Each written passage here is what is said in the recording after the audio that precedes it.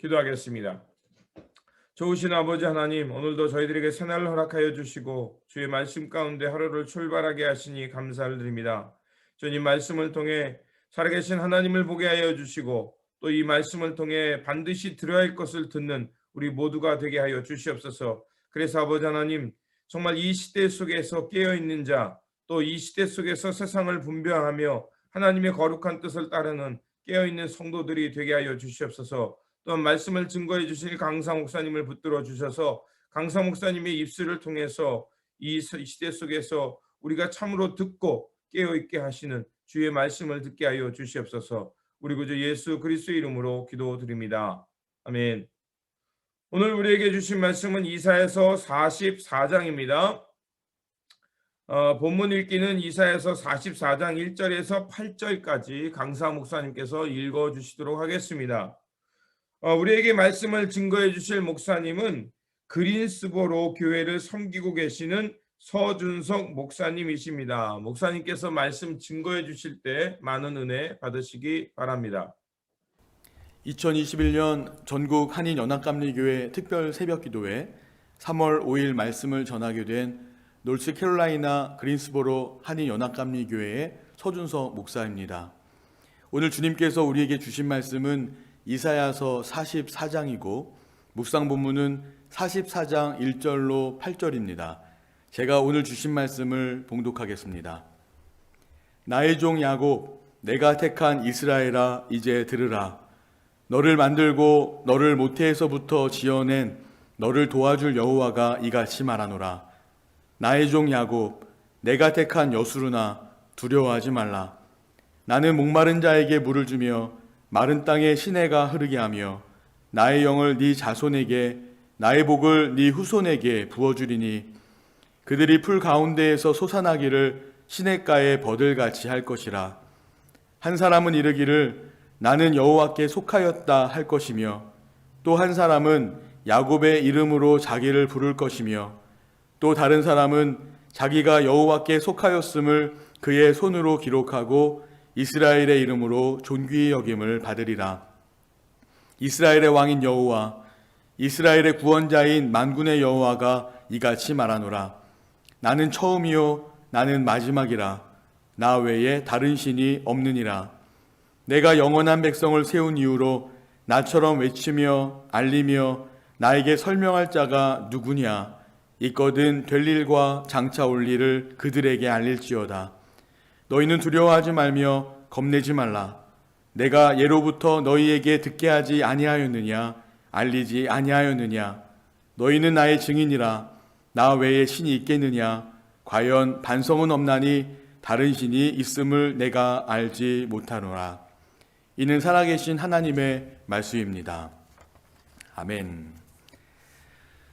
사랑하는 전국의 한인연합감리교회 성도 여러분, 오늘도 말씀과 기도로 하루를 시작하시는 여러분들 모두에게 우리 주님 예수 그리스도께서 주시는 은혜와 평강이 가득하시기를 주님의 이름으로 축복합니다. 오늘은 사순절 15번째 날입니다. 그리고 여러분 아셨습니까? 오늘은 세계 기도의 날입니다. 세계 기도일은 전 세계 180여 개국의 교회 여성들이 매년 3월 첫째 주 금요일에 함께 모여서 세계 평화와 화해를 위해 기도해온 세계에서 가장 오래된 초교파 여성 기도 운동입니다. 이날은 1887년 미국 장로교회의 국내 선교부에서 일하시던 메리 제임스라는 여성분이 미국으로 이민 온 사람들을 위한 기도의 날을 제정하면서부터 시작되었고요.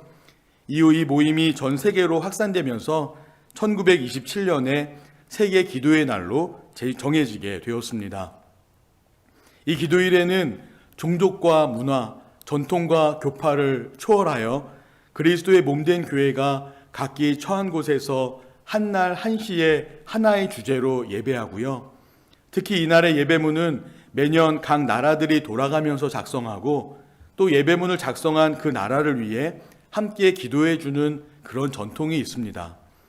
올해 2021년은 남태평양에 위치한 작은 나라 비투아누 여성들이 만든 예배문으로 예배를 드리게 되는데 오늘 여러분들의 기도에도 이 비투아누를 위한 기도를 꼭 넣어서 해주셨으면 좋겠습니다. 우리는 그리스도인입니다. 즉 우리는 하나님의 흐름 안에 사는 사람들이라는 것입니다.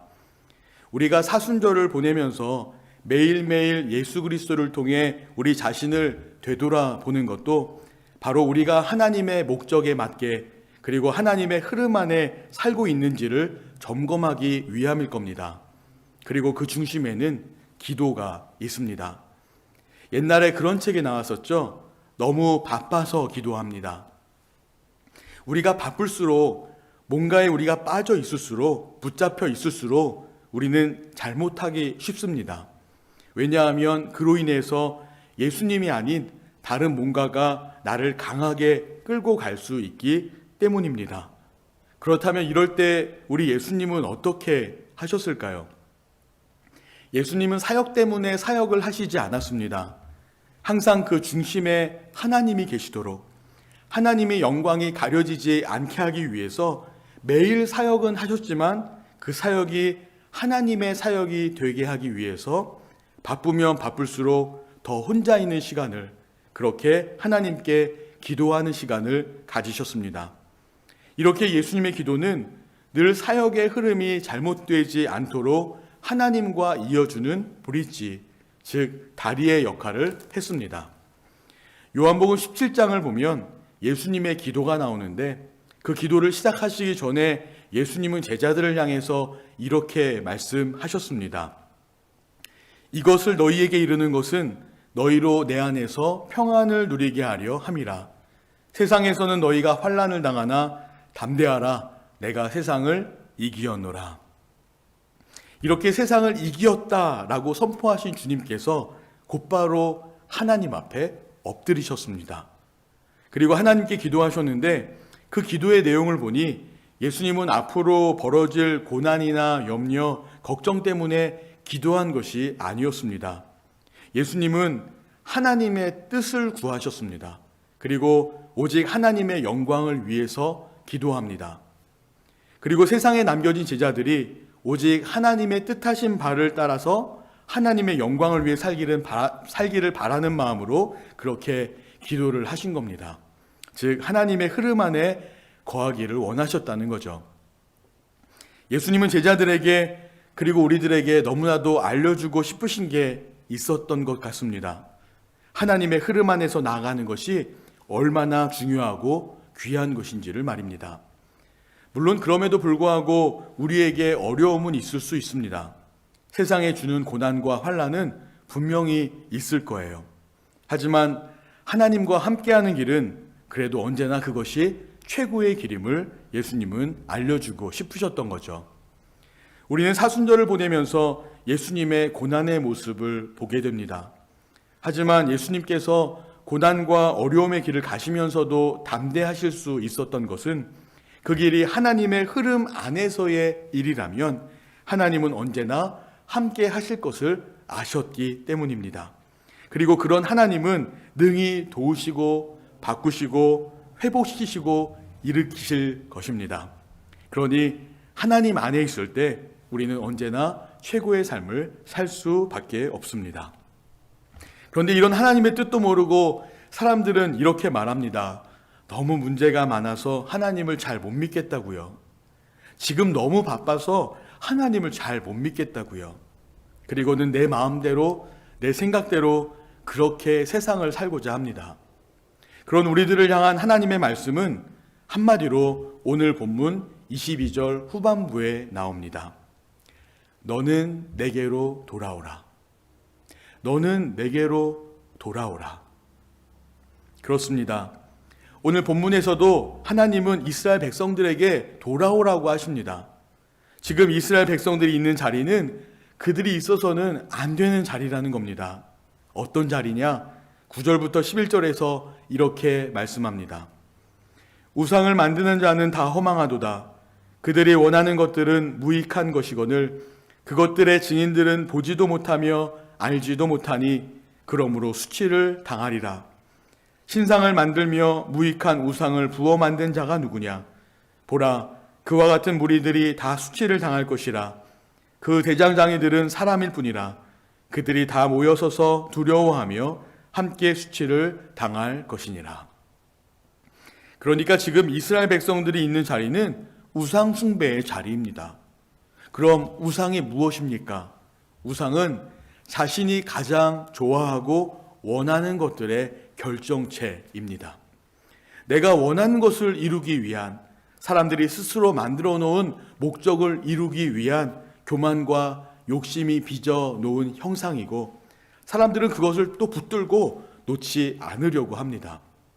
그런데 이스라엘 백성은, 우리 그리스도인들은 하나님의 형상대로 지음받은 사람들이라는 것이고, 그렇게 우리는 하나님의 영광을 위해서 사는 사람들입니다. 그래서 하나님이 우리를 그 자리로부터 벗어나 하나님의 자리로 오라고 부르시는 겁니다.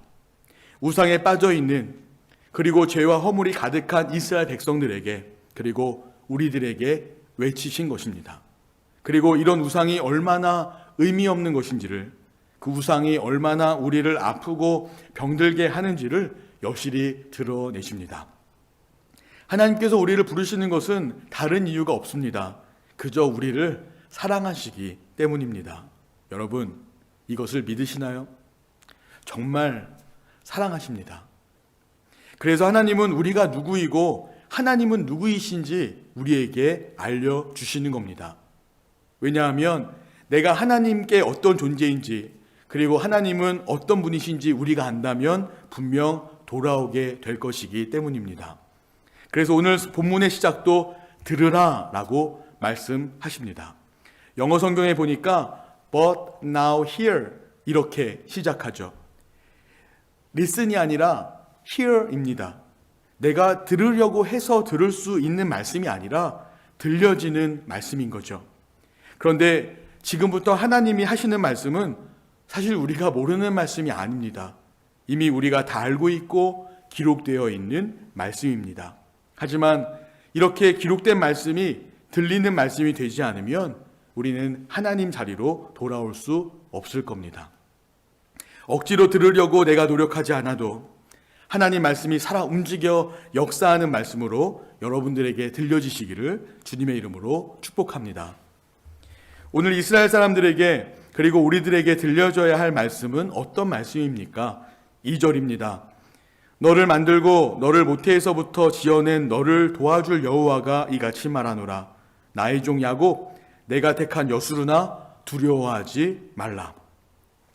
하나님께서는 나의 종 야곱, 내가 택한 여수르나 라고 반복해서 말씀하실 정도로 그들은 하나님이 지으시고 택하시고 부르시고 구원하신 존재입니다. 자, 우리 바꿔서 한번 생각해 보십시다. 하나님이 어떤 분이시냐? 나를 지으시고 택하시고 부르시고 구원하시는 분이십니다. 3절과 4절도 보겠습니다. 나는 목마른 자에게 물을 주며 마른 땅에 시내가 흐르게 하며 나의 영을 네 자손에게, 나의 복을 네 후손에게 부어주리니 그들이 풀 가운데에서 솟아나기를 시냇가에 버들같이 할 것이라. 지금 이스라엘 백성들의 삶에는 메마름밖에 없습니다. 목이 마르고 마른 땅과 같고 아주 황폐한 땅과 같습니다. 혹시 여러분들 중에도 이런 메마름 속에 갇혀 계신 분이 계십니까? 그런데 하나님은 은혜의 하나님이시라 그런 땅에도 생명력이 넘치게 하시겠다는 것입니다. 어떻습니까? 이런 하나님이라면 이제 온전히 하나님만 의지할 수 있겠습니까? 이때 하나님은 다시 한번 하나님의 존재에 대해서 우리들에게 확인시켜 주십니다. 6절과 7절입니다. 이스라엘의 왕인 여호와, 이스라엘의 구원자인 만군의 여호와가 이같이 말하노라. 나는 처음이요 나는 마지막이라. 나 외에 다른 신이 없느니라. 내가 영원한 백성을 세운 이후로 나처럼 외치며 알리며 나에게 설명할 자가 누구냐? 있거든 될 일과 장차 올 일을 그들에게 알릴지어다. 나 외에 다른 신이 없느니라. 나 외에 다른 신이 없느니라. 오늘 하나님이 우리에게 분명히 말씀하시는 것은 하나님밖에 없다라는 것입니다. 하나님은 그런 존재십니다. 우리 삶에서 하나님을 잃어버리면 모든 것을 잃어버리는 것과 같습니다. 하지만 하나님만 있으면 그것만으로도 족한 것입니다. 그래서 다윗이 이렇게 고백합니다. 여호와는 나의 목자시니 내게 부족함이 없으리로다. 그가 나를 푸른 초장에 누이시며 쉴만한 물가로 나를 인도하시는도다. 내 영혼을 소생시키시고 자기 이름을 위하여 의의 길로 인도하시는도다. 내가 사망의 음침한 골짜기로 다닐지라도 해를 두려워하지 않을 것은 주께서 나와 함께 하심이라. 주의 지팡이와 막대기가 나를 안위하시나이다. 아멘. 사랑하는 연합감리교회 성도 여러분, 코비드-19으로 인한 팬데믹 때문에 정말 많이 힘드시죠? 아니, 이것 말고도 여러분을 힘들게 하는 일들이 너무나 많을 것 같습니다. 하지만 오늘 하나님께서는 내가 하겠다 하십니다. 내가 돕겠다라고 하십니다. 그러니 오늘 우리들이 기도할 것은 내가 원하는 대로 내 마음대로 하나님께 요구하기보다는 이제 하나님을 믿고 하나님이 하실 것에 귀를 기울이고 마음을 열고 그렇게 하나님이 말씀하시는 대로 하나님이 이끄시는 대로 담대하게 나아갈 수 있는 저와 여러분들이 되셨으면 좋겠습니다. 오늘도 말씀을 붙들고 주 안에서 승리하시기를 주님의 이름으로 축원합니다. 귀한 은혜의 시간이 되었으리라 믿습니다. 기도하겠습니다. 좋으신 아버지 하나님, 이 역사를 주관하시고 이끄시는 하나님이 계심을 믿습니다. 주님, 저희들이 깨어 있으므로 주의 말씀을 듣게 하시고 우리 귓가에 생생하게 들려오는 하나님의 음성을 듣고 살아가는 저희들이 되게 하여 주시옵소서. 그래서 아버지 하나님, 아무리 이 땅이 누리 눈에 메마른 땅으로 보인다 할지라도 그곳에 물을 내시고 그곳에 길을 내시며 샘이 나서 그 땅이 하나님의 푸른 초장으로 변화될 것을 믿음의 눈으로 하나님의 마음으로 보게 하여 주셔서 오늘도 우리에게 주어진 삶 속에서 세상이 요청한 대로 가는 것이 아니라 하나님의 거룩한 뜻, 또 주 여호와가 이끄시는 그 세계를 향해 나아가는 저희들이 되게 하여 주시옵소서. 그래서 아버지 하나님, 진정으로 여호와만을 경외하며 주의 뜻을 따라 살아가는 깨어있는 성도, 주님 앞에서 주님의 뜻을 알고 살아가는 거룩한 백성들 되게 하여 주시옵소서. 우리 구주 예수 그리스도의 이름으로 기도드립니다. 아멘. 오늘 우리에게 주신 말씀을 붙들고 살아가는 한 날이 되시길 바라며 다시 한번 우리의 눈과 귀가 열려서 보아할 것을 보며 하나님의 거룩한 뜻을 따라 살아가는 한 날이 되시기 바랍니다. 다시 한번 주님의 평안이 함께 하시기 바랍니다.